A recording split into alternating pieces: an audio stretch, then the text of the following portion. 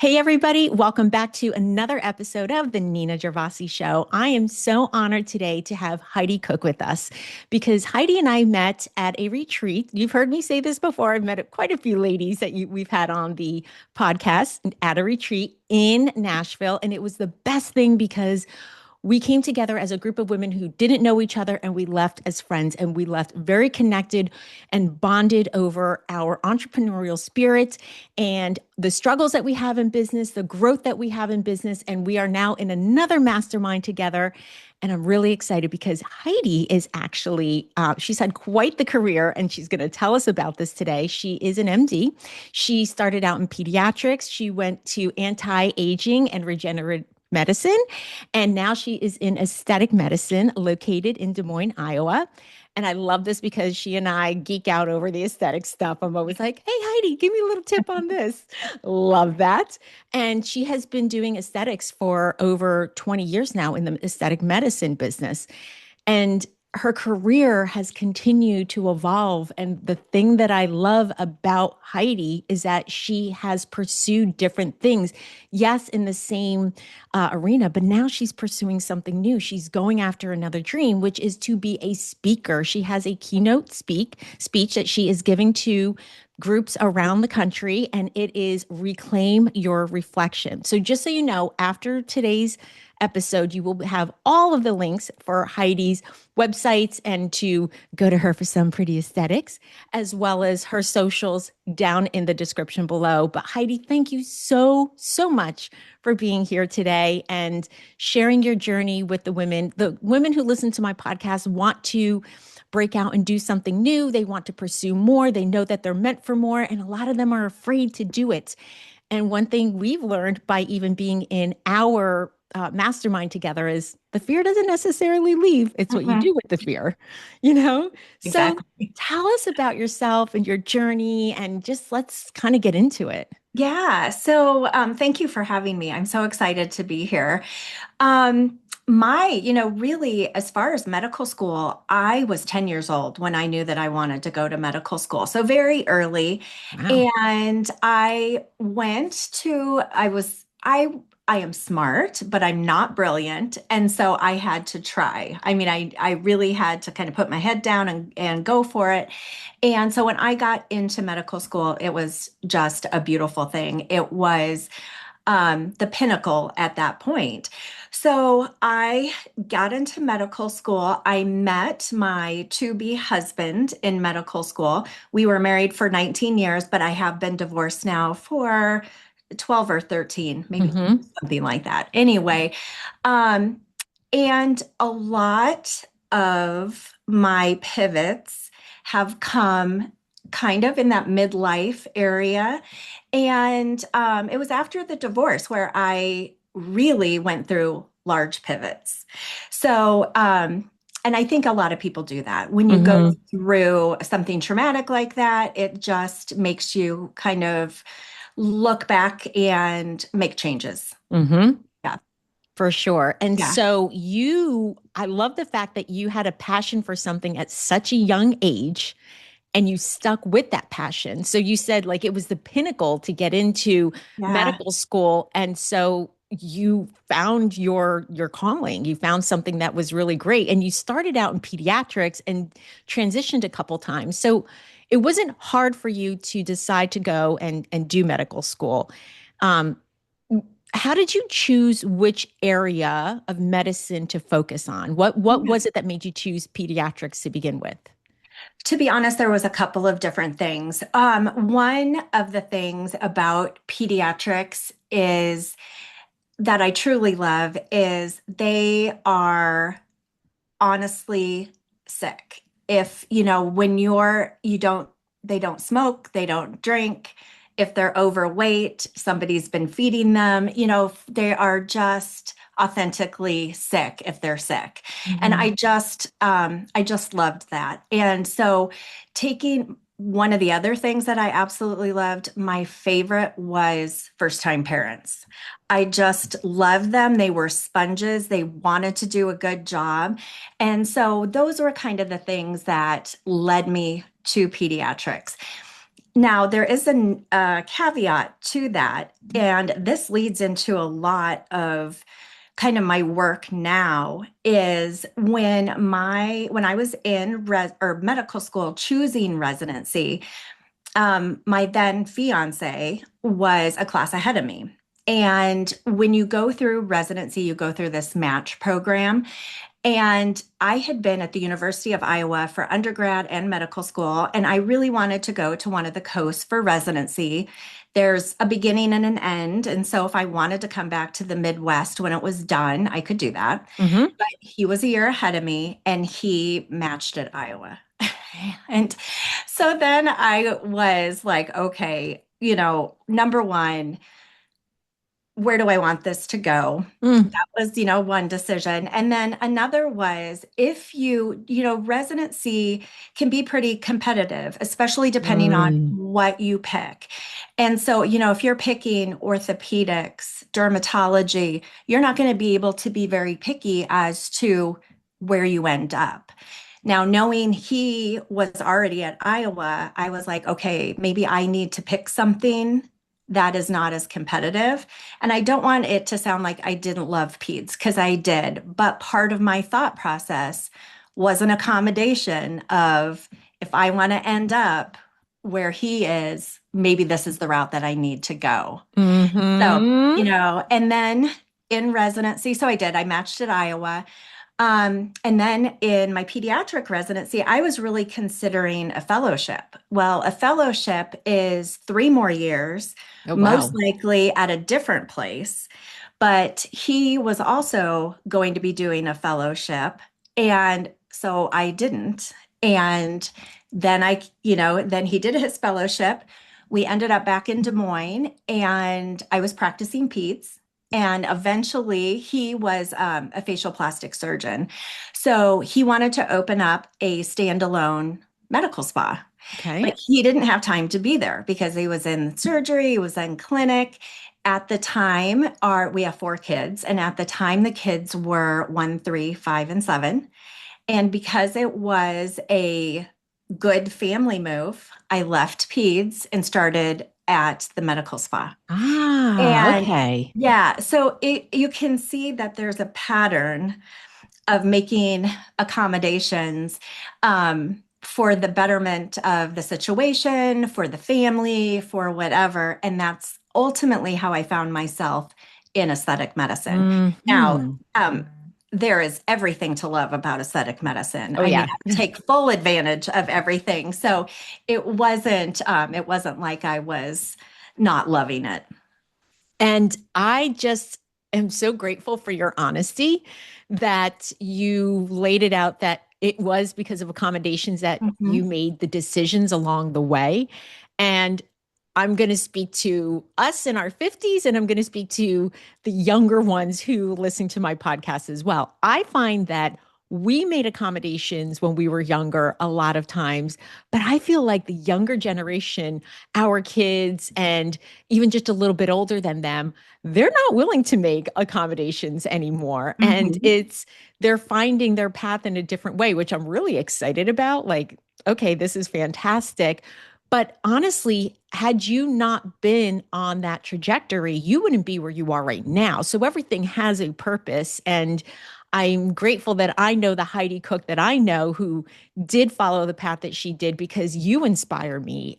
You've said things to me along the way, and we're going to talk about them today. Like, hey, isn't it interesting? I just did this amazing thing on somebody, and they're still feeling bad about themselves inside. And you've seen a lot of that. But one thing I want to also just mention again that you said reflect on is that there was an innocence to peds, to the parents, the first time parents that you were drawn to. There was Yeah. this innocence of they truly needed you.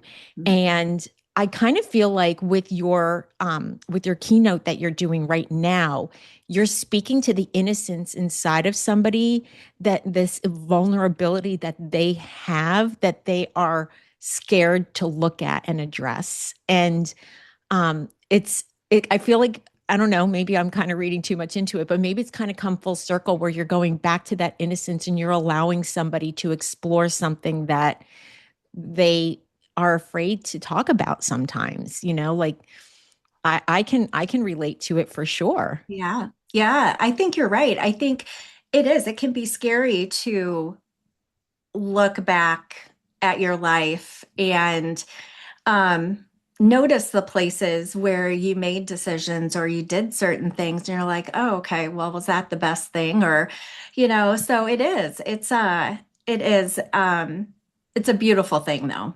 Well, and so this is another thing I want all of the listeners to understand. There was a path. You had a career on your heart from when you were young. You pursued this career that led you to other places within the medical field, which you were happy to do. You were raising a family at the same Mhm. time as pursuing your career.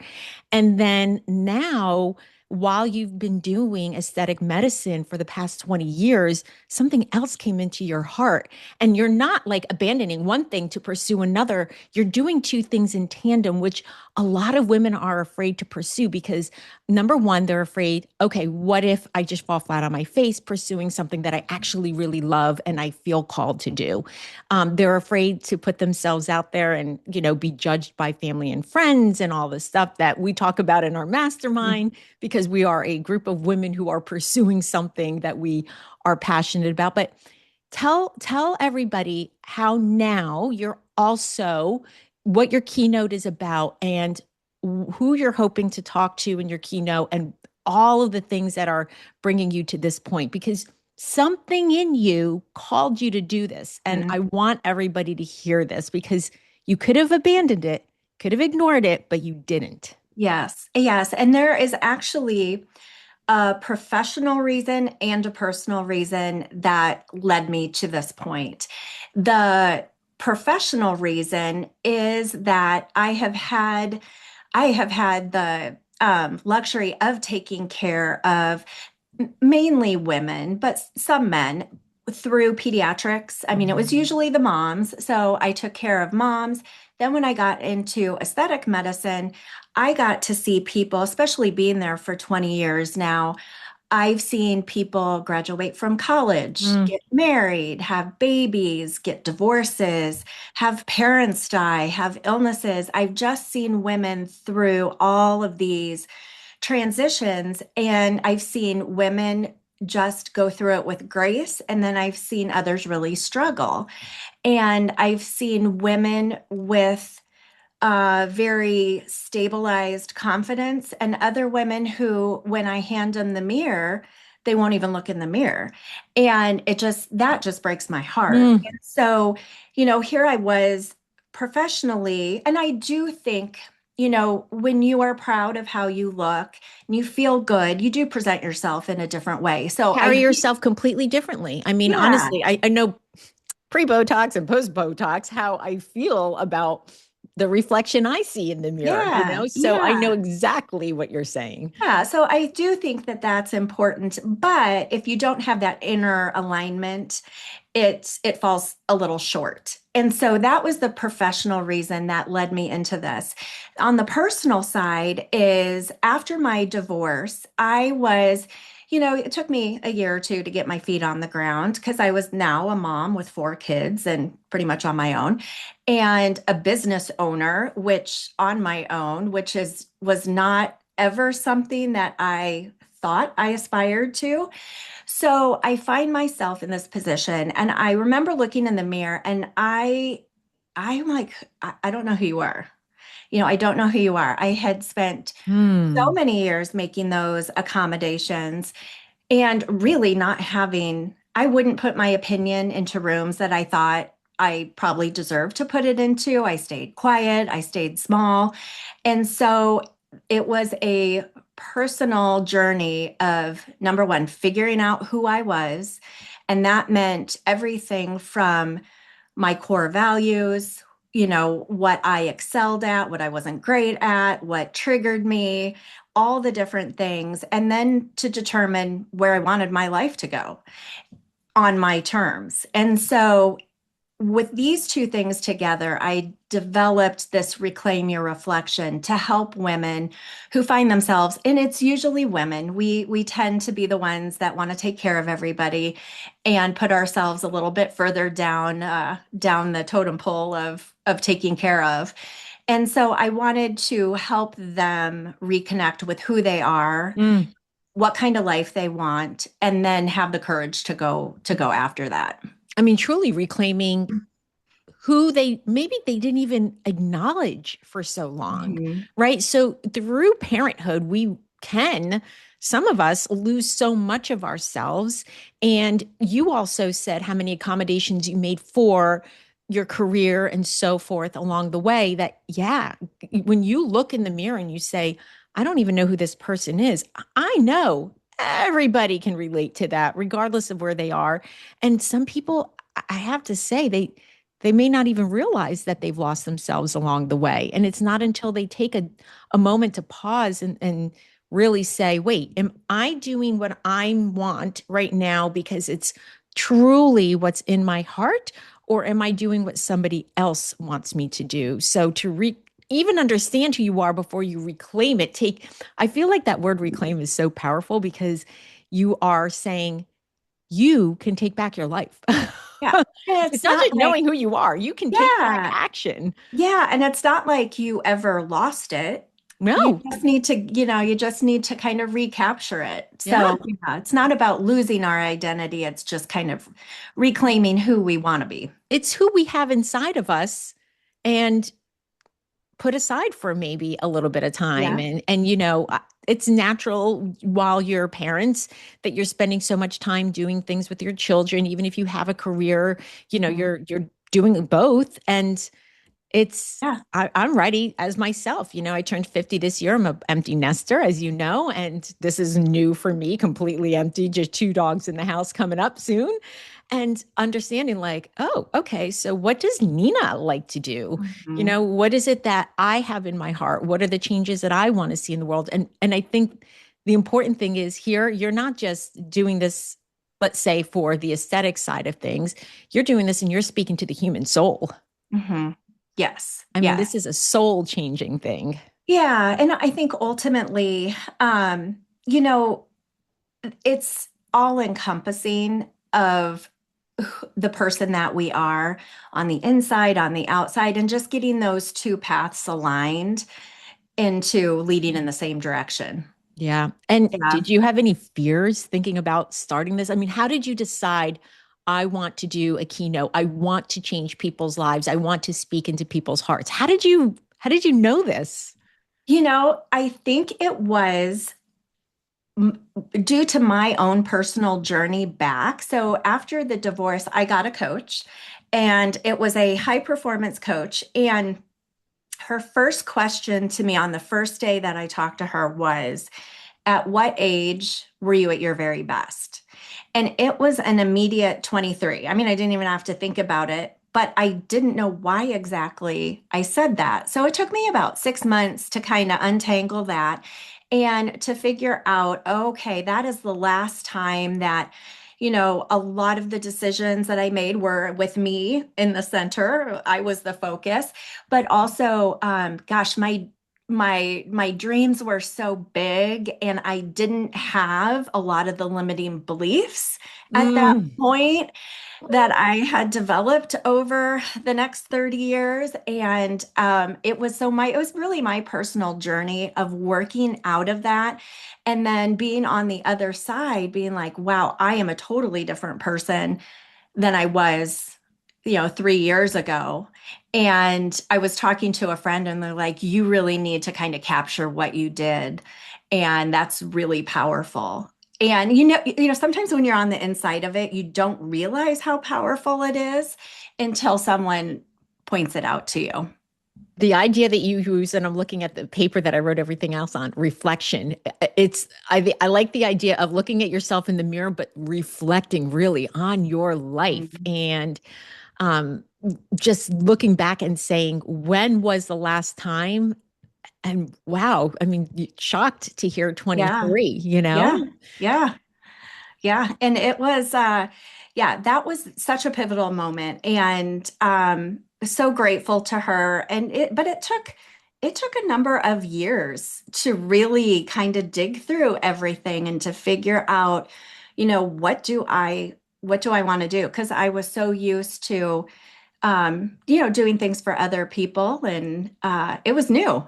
Was speaking on stages on your bingo card? Did you ever You think that that know, was what you were going to do? No, and ironically, this was one of my limiting beliefs. Speaking was a limiting belief for me because Wow. this was probably 2012. I was to give about a 5 minute introduction at a women's conference, and it was probably 300 women, and I hadn't really done much public speaking before.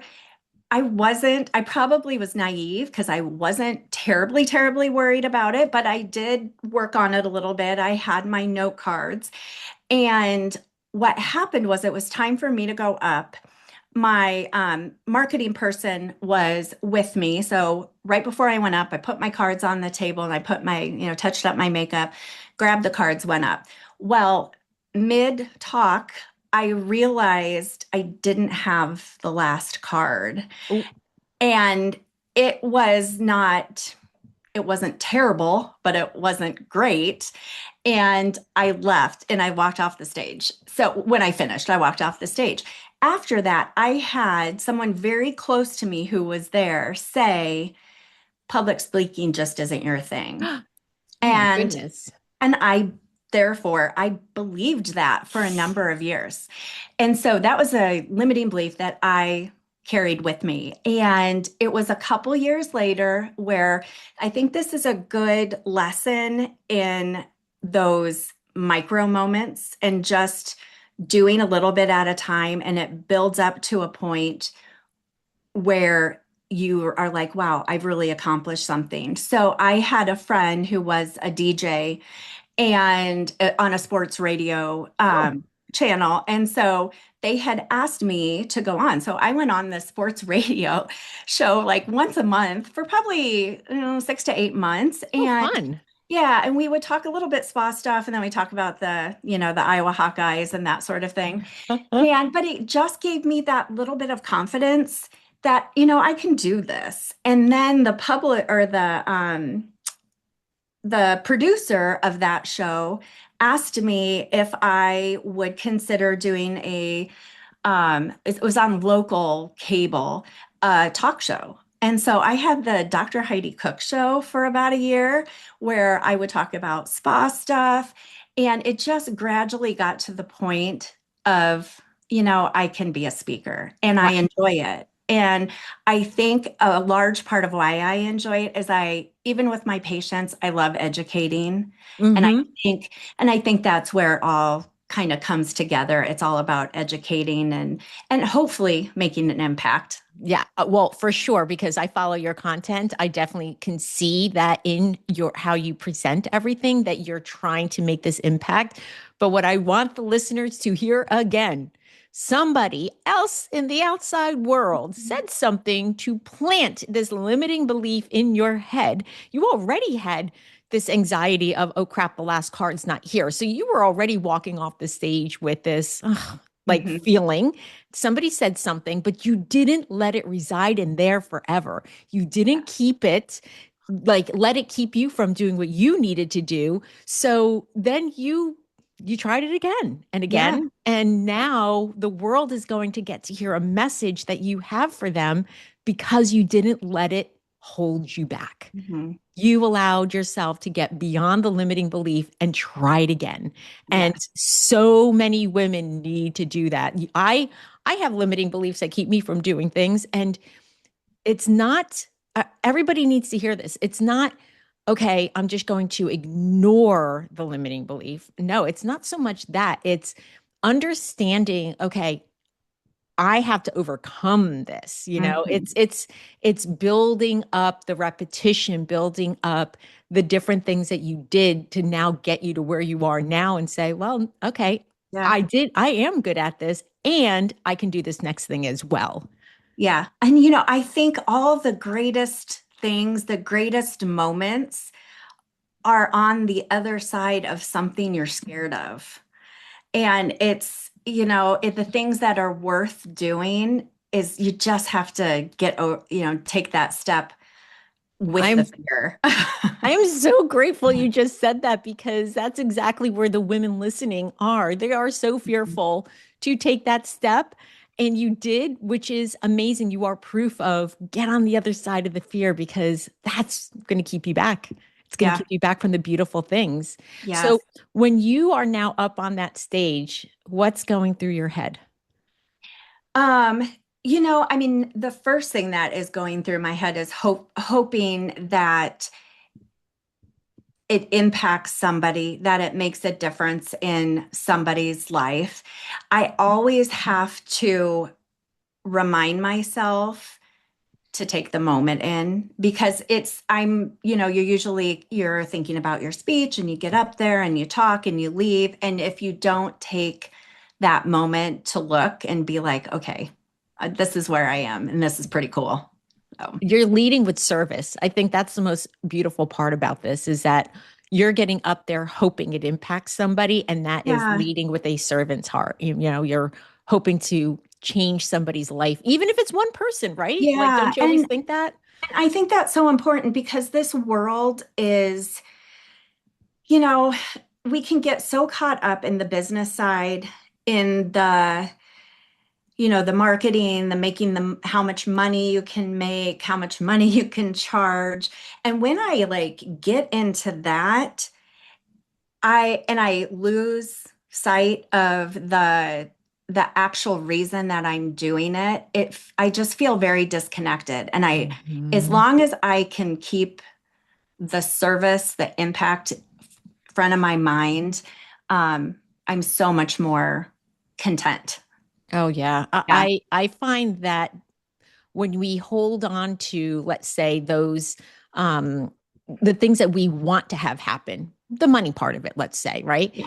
We can lose a little bit of the other part, which is the impact. So if we lead with the impact, the money will come, Yeah. so Yes. just keep putting out what you're doing and you will continue it will you're magnetizing it to you because you are glowing. I mean, when people get to your socials and they start to see what it is that you put out there, they're going to understand the magnetic personality that people will be attracted to what it is that you're saying, and they'll resonate with you and your message. And that's the whole point, is then they're going to attract to you. Yeah. Yeah. And that's beautiful. Thank you so much. And I do think, a lot of times we think we're the only one that feels this way. Right. And so I think that was scary for me because I thought that too. And I thought, oh, if I put this out there, people are going to look at me like, what are you talking about? And I think it is just, there's a lot of people who are feeling the same way. And if we can find each other, we'll all be better off. You know, Again, everybody who's listening, Heidi and I met at a retreat. So there were, 14 of us that came from all over the country and world. Christine came from Mhm. Australia to be in this room to learn from other women, to learn from the speakers, to learn from all of this. So there's this desire to learn and feel like, I don't know if you went there, but I went there thinking, okay, I want to hear what other people are struggling with because I would love to learn from their journey, from their metamorphosis, from where they Mhm. are right now. And the fact that when we heard the speakers in the room, they also said, I'm still struggling with. So Yeah. it's not so much that a woman gets to this point in her career that she's no longer struggling. There's always a struggle that they're learning to deal with and learning to get beyond. And they were a room of reflection. They were all in a state of Yeah. reflection themselves, each of the speakers that were in there. So it was so helpful for all of us in our growing careers to hear this. Yeah. And now we're in another mastermind together. So, what Heidi is saying to you is getting in the right room with these women who are also seeking and wanting to grow, and not necessarily, when I say powerful, I don't want you to think that I'm saying, oh, multimillionaires seeking the billionaire route. Powerful in impact, powerful. Everybody in our mastermind right now is seeking to make and impact Mhm. on their audience, on the people that they're speaking to. And we all have different audiences in our group, which is beautiful and amazing as well. And yeah, you said it so well that this is getting with the right people will help you grow. I mean, Mhm. it really will. And now that people hear your message, hopefully they're feeling, okay, I'll also get a little Botox. But in Yeah. addition to that, somebody who I can resonate with changed careers a couple times, did a little reflection, didn't allow the negative thoughts, the limiting beliefs to keep her from doing something. And she's got this very successful career over here and helping women, helping people of all genders, right? And Mhm. also wanting to make an impact over here and helping them grow in a different way. So I'm just excited that you didn't allow that limiting belief to hold you back. Yeah, so am I. So am I. Yeah. Yeah. And one thing that you said about the struggle, I think you're right. The struggles are always going to be there.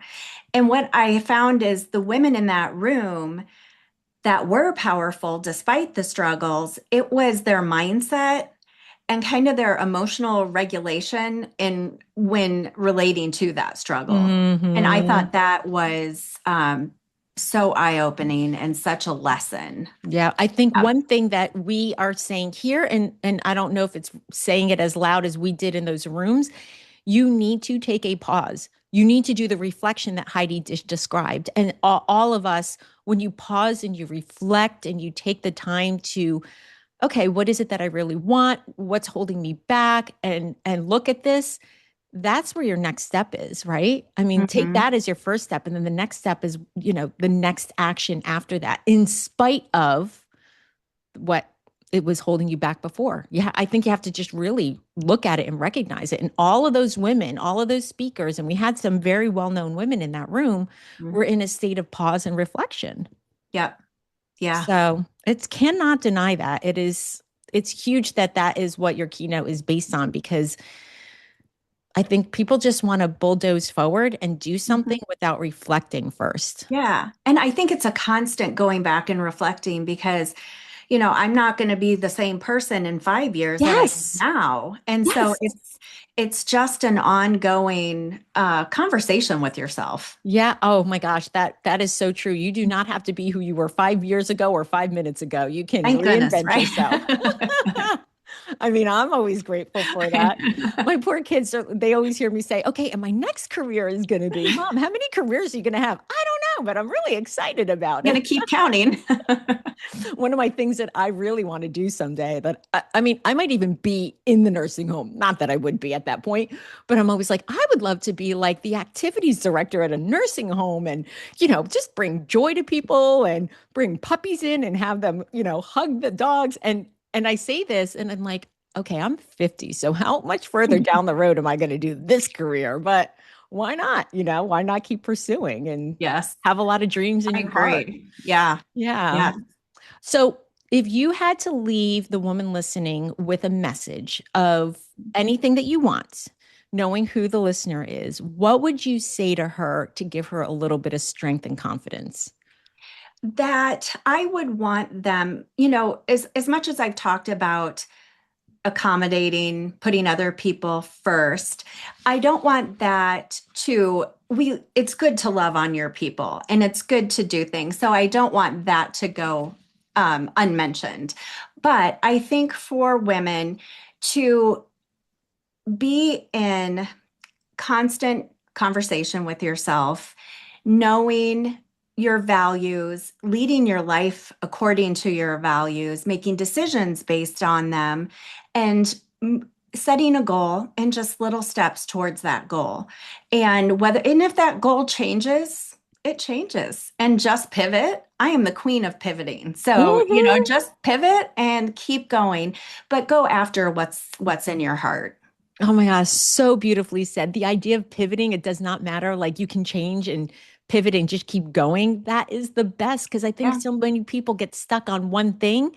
And if I don't get this, then I'm a failure. No, like keep pivoting, keep going, keep trying, keep pursuing. Why not? I mean, Yeah. And it's, you always will tend to fall back. I mean, every once in a while, you think you've conquered a limiting belief, and then it just rears its tiny head again. Mhm.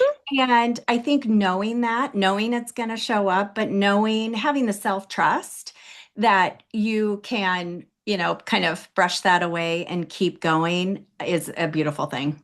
Yeah, I agree. And Yeah. don't be afraid of when those limiting beliefs come up, right? Yeah. Yeah. Yeah. All right. So I'm going to leave a link to all of your socials and all the ways that they can connect to you in the description below.